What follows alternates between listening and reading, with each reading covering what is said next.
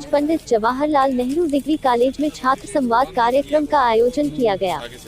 Banda Pandit Jawaharlal Nehru degree college में आज छात्र संवाद कार्यक्रम का आयोजन किया गया, जिसमें मुख्य अतिथि राजा बुंदेला बुंदेलखंड विकास बोर्ड के उपाध्यक्ष ने कॉलेज परिसर पहुंचकर छात्र छात्राओं से संवाद करके छात्र छात्राओं को संबोधित किया।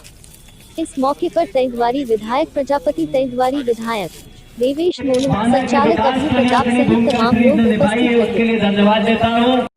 ये पानी, जवानी और किसानी, ये हमारी संवाद यात्रा चल रही है 11 तारीख से। तो हम लोग इस बार जवानी मतलब स्टूडेंट से हम लोग बात करना चाह रहे थे, जो नौजवान यहाँ से पलायन करके दूसरे शहरों में जाके नौकरियाँ ढूंढते हैं। माननीय मुख्यमंत्री जी और माननीय योगी जी की जो स्टार्टअप योजनाएं हैं, हम चाहते हैं उनको ये अपनाएं, उनके सहारे अपने क्षेत्र में रहें। अगर ये क्षेत्र में रहेंगे तो इस क्षेत्र का विकास होगा और वो जो 3 पीढ़ी यहाँ उनके जाने से दुख में और सफ़र करती है वो बंद हो जाएगा।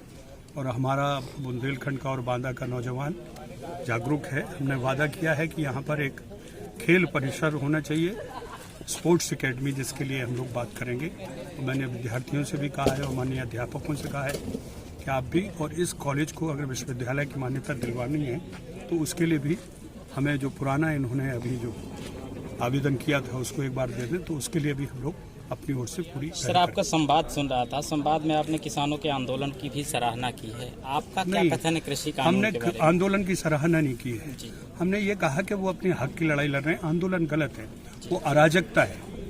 वो जो जिस तरह से कर रहे हैं कि 6 महीने का राशन पानी लेके आ गए हैं, सड़कों पे घर बना लिए हैं, इस तरह से कभी कोई आंदोलन नहीं हुआ। हम उनके लड़ने की उसकी बात कर रहे थे। आंदोलन नाजायज है। आप एक ही प्रदेश के लोग, केवल क्या पंजाब के लोग ही किसान हैं? पूरे भारत के किसानों को क्या हो गया? वो नहीं आए हैं सड़कों पे, वो इस तरह से नहीं कर रहे हैं।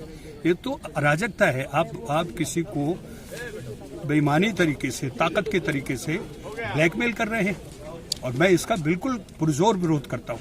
आपने कहा कि मांगना छोड़कर हक की लड़ाई लड़ना चाहिए, फिर वो तो हक की लड़ाई लड़ रहे हैं। नहीं, वो हक नहीं है, वो नाहक की लड़ाई है।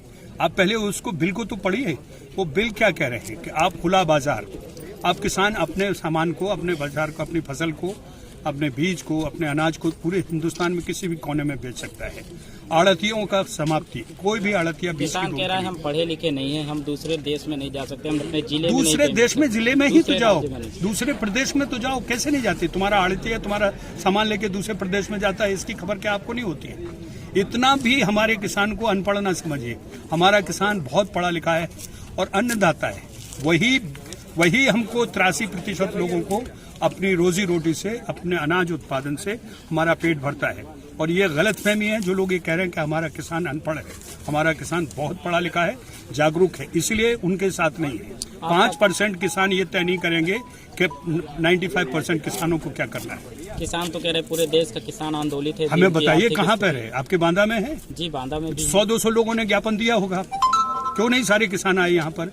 हमने तो पूरे बुंदेलखंड का दौरा कर रहा हूँ 21 तारीख से 11 तारीख से, मुझे कोई किसान नहीं मिला। यदि हर किसान नेता हो जाएगा तो किसानी कौन करेगा? नेता हो जाएगा? ये वो जो बैठे हैं वो नेता हैं? उन्होंने कभी किसानी की है?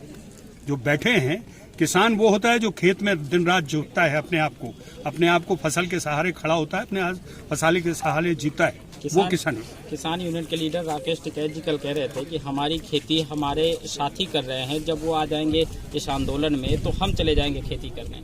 देखिए, राकेश टिकैत जी जो कह रहे हैं वो सार्वभौमिक और सार्वमान्य नहीं है। वो उनका विचार हो सकता है। ये राकेश टिकैत जी ने कहा है, उनके समर्थन में तो किसी दूसरे ने नहीं कहा है। योगेंद्र यादव जी आपको किसान लगते हैं, भारतीय कम्युनिस्ट पार्टी के सीताराम येचुरी आपको किसान लगते हैं, आम आदमी पार्टी के अरविंद केजरीवाल और संजय सिंह आपको किसान लगते हैं, जो वहां जाके धरना पर सपोर्ट कर रहे हैं। वो तो कह रहे हैं हम सपोर्ट करने जाते हैं। किस चीज का सपोर्ट करने जा रहे हैं? आप अपने ही देश के खिलाफ अपने लोगों को खड़ा कर रहे हैं और ये कह रहे हैं कि $2.5 लाख देंगे अगर